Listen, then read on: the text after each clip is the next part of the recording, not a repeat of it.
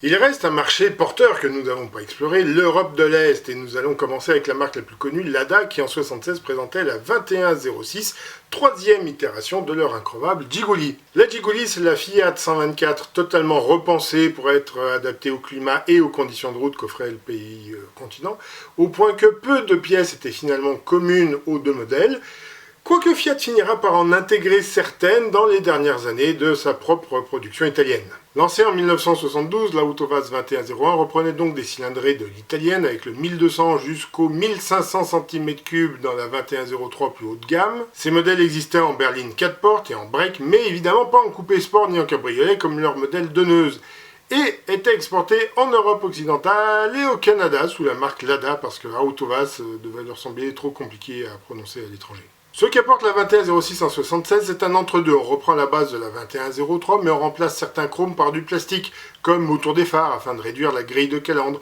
Les pare-chocs sont légèrement plus gros, ainsi que les feux arrière, qui incorporent un feu de recul. À l'intérieur, les appuis-têtes sont désormais réglables en hauteur.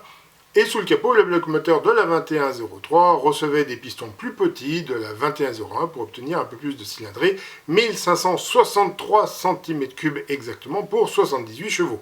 Suivra la 2105 avec ses phares rectangulaires pour la remettre au goût du jour, modèle qui accueillera par la suite l'injection et le catalyseur, qui existera évidemment en version break, mais aussi en version presque chic, avec calandre chromée à la Mercedes et intérieur un poil mieux équipé, et qui est aussi couru en groupe B. Oui, vous avez bien entendu, le groupe B, celui des Quattro, 205 T16, Maxi 5 Turbo et Delta S4. On a échappé à une énième remise au goût du jour en 2007. La production de la 2106 se terminant donc en 2006 par des anciens sous-traitants. La toute dernière de l'affiliation des Jiguli tombant de chaîne en 2015 en Égypte. Eh oui, elle aura su nous surprendre jusqu'au bout. Et dans ces années-là, elle est passée au crash test et y a obtenu 0 étoile. C'est logique. A noter que c'est aussi la 2106 qui a servi de base à la VAS 2121, oui, vous l'avez reconnu, la Niva, qui reprend aussi bien ses mécaniques que son accastillage et son aménagement intérieur, et qui sortira en 77. J'en ferai peut-être une vidéo l'an prochain pour ses 50 ans. Tu aimes les voitures russes? Alors like et abonne-toi pour en découvrir d'autres.